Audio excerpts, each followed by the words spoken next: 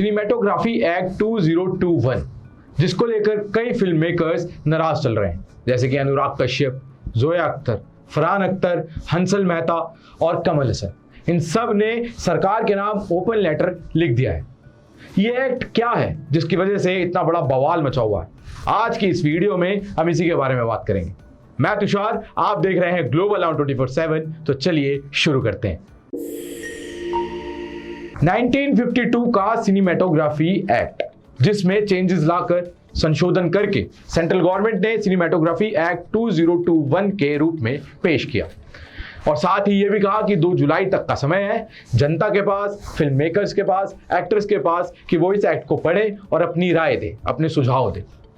और उसके बाद इस एक्ट पर, यानी कि इस एक्ट में हुए चेंजेस पर बहुत से सवाल खड़े होने शुरू हो गए। वाद विवादों में ये एक्ट आ गया। तो ऐसे क्या चेंजेस थे जिसको लेकर सवाल खड़े हुए, मैं आपको बताता हूं। इस एक्ट में ऐसे बहुत से चेंजेस किए गए हैं जिसमें सीधी सीधी जो पावर है वो सेंट्रल गवर्नमेंट के हाथ में चली गई है, यानी कि इस एक्ट को पूरे तरीके से जो कंट्रोल करेगा वो करेगा सेंट्रल गवर्नमेंट। जिसमें CBFC यानी कि central bureau of film certificate, जिसे हम सेंसर बोर्ड भी कहते हैं, उसकी मंजूरी होने के बाद भी सरकार के पास ये पावर है कि वो किसी भी फिल्म पर जांच कर सकती है, उसे मिले हुए सर्टिफिकेट को रद्द कर सकती है या उसमें बदलाव ला सकती है, या फिर अपनी इच्छा अनुसार किसी भी फिल्म पर कोई भी एक्शन ले सकती है। और इस एक्ट में यही ऐसा चेंज है जिसको लेकर सबसे ज्यादा लोगों में नाराजगी है, सबसे ज्यादा लोगों के अंदर सवाल है कि ऐसा क्यों। साथ ही आपको बता दूं कि इस चेंज के बाद कर्नाटक हाई कोर्ट का जो फैसला आया, जिसको सुप्रीम कोर्ट ने नवंबर 2020 में जारी भी रखा, जिसमें यह कहा गया था कि जो सेंट्रल गवर्नमेंट है वो उन फिल्म्स पर कोई भी जांच नहीं कर सकती जिसे पहले ही सेंसर बोर्ड ने सर्टिफिकेट दे दिया है। अब यहां पहले ही से क्या मतलब है? वो ये मतलब है कि इस एक्ट से आने से पहले जिन फिल्म्स को सेंसर बोर्ड ने सर्टिफिकेट दे दिया है उस पर गवर्नमेंट का कोई भी राइट नहीं है कि वो उसे किसी भी तरीके से जांच कर सके या उस पर कोई भी सवाल उठा सके। अब यहाँ ये बात समझने वाली है और गौर करने वाली है कि सरकार ये मसौदा ऐसे समय में लाई है जब हाल ही में film certificate appellate tribunal act को खत्म कर दिया गया। ये एक्ट वो एक्ट है जिसमें फिल्म मेकर्स को राइट दिया जाता है कि अगर उन्हें जो सेंसर बोर्ड से सर्टिफिकेट मिला है और वो उस पर खुश नहीं है, राजी नहीं है, तो वो उसके खिलाफ अपील कर सकते हैं। लेकिन हाल ही में ये राइट भी उनसे छीन लिया गया। और साथ ही अब इस एक्ट में जो सर्टिफिकेशन देने की बात की गई है, सरकार ने वो इसे उम्र के बेसिस पर, यानी कि एज के बेसिस पर सर्टिफिकेशन देने की बात की है। ये एक चेंज लाया गया है। अब ये क्या चेंज है ये मैं आपको बहुत ही आसान भाषा में समझाता हूँ। जिसमें जो पहले सर्टिफिकेट दिया जाता था सेंसर बोर्ड के जरिए, वो दिया जाता था 3 कैटेगरी में। एक कैटेगरी होती है यू की, दूसरी होती है UA की और तीसरी होती है A की। यू सर्टिफिकेट वो सर्टिफिकेट होता है जिसमें सभी लोग वो फिल्म देख सकते हैं, और UA सर्टिफिकेट वो सर्टिफिकेट होता है जिसमें 12 साल से कम उम्र वाले जो बच्चे होते हैं वो अपने पेरेंट्स के कंसर्न में ही वो पिक्चर देख सकते हैं। और जो A सर्टिफिकेट होता है वो होता है अडल्ट ऑडियंस के लिए। और अब जो नया चेंज लाया गया है वो चेंज ये लाया गया है कि अब उम्र के आधार पर, उम्र के बेसिस पर सर्टिफिकेशन डिवाइड किया जाएगा। जैसे कि UA 7+, UA 13+, UA 16+। और यहाँ पर जो आपने नंबर सुने हैं ये एज को रिप्रेजेंट करते हैं। और साथ ही स्ट्रीमिंग प्लेटफॉर्म्स यानी कि OTT जो है, अब उसे भी सेंसर बोर्ड से सर्टिफिकेशन लेना जरूरी होगा। इसी के साथ इस एक्ट में पायरेसी को लेकर भी एक बहुत बड़ा स्टेप उठाया गया है।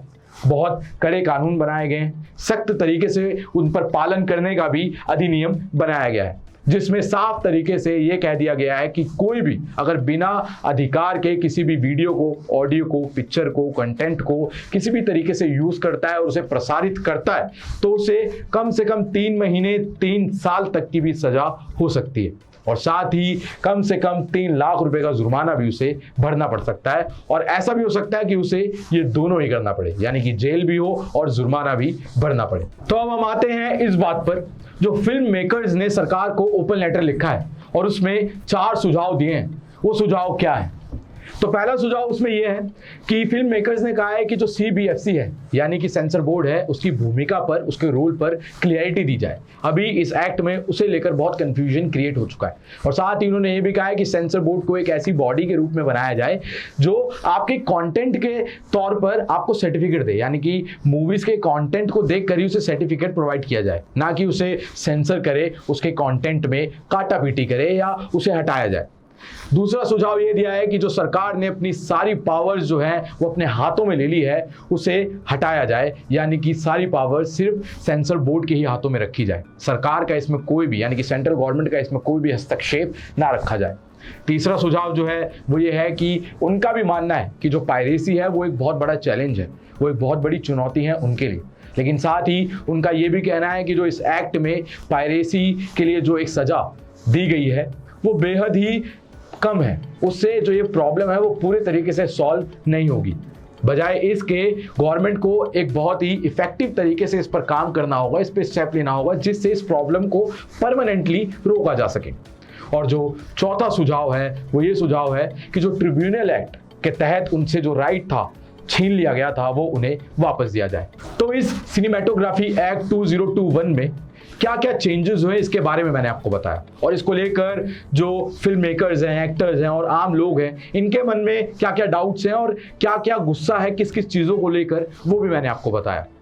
पर यहाँ एक बात समझने वाली भी है, गौर करने वाली भी है और सबको सोचने वाली भी है कि अभी कुछ टाइम पहले सरकार ने प्रपोज किए न्यू IT रूल्स, जिसमें सारी की सारी पावर गवर्नमेंट ने अपने हाथों में रखी, और उसके बाद आया ये एक्ट सिनेमेटोग्राफी एक्ट 2021, जिसमें भी सारी की सारी पावर जो है सरकार ने अपने हाथों में रख ली। और ट्रिब्यूनल एक्ट के बारे में तो मैंने आपको बताया ही, जिसमें फिल्म मेकर्स का राइट उनसे छीन लिया गया। तो क्या अब हम लोगों को गांधी जी के 3 बंदरों के नक्शे कदम पर चलना पड़ेगा? खैर वो तो फिर भी ये दर्शाते थे, ये रिप्रेजेंट करते थे कि बुरा ना देखो, बुरा ना सुनो, बुरा ना कहो। लेकिन जो सरकार है ये अपने ही 3 बंदर बनाने में लगी हुई है कि सच्चाई ना देखो, सच्चाई ना बोलो और सच्चाई ना सुनो। अब ये कब तक चलेगा और कैसे चलेगा ये सब हमारे ऊपर है, क्योंकि इन सब चीज़ों पर, इन सब एक्ट्स पर हम कैसे रिएक्ट करते हैं, हम कैसे सरकार से सवाल पूछते हैं, हम कैसे आवाज़ उठाते हैं, इसी पर डिपेंड करता है कि जो डेमोक्रेसी है ये कितने लंबे टाइम तक हमारे देश में रह सकेगी। हमारी डेमोक्रेसी यानी कि इंडिया की डेमोक्रेसी वर्ल्ड की सबसे बड़ी डेमोक्रेसी गिनी जाती है। लेकिन ये आप भी जानते हैं और हम भी जानते हैं कि हमारी डेमोक्रेसी की रैंकिंग वर्ल्ड के कौन से रैंक पे आती है। अगर हम आवाज़ नहीं उठाएंगे तो ये और भी नीचे चली जाएगी। तो यही वक्त है जब हमें आवाज़ उठानी होगी और आपको कमेंट सेक्शन में ये बताना होगा कि आपको ये वीडियो कैसी लगी।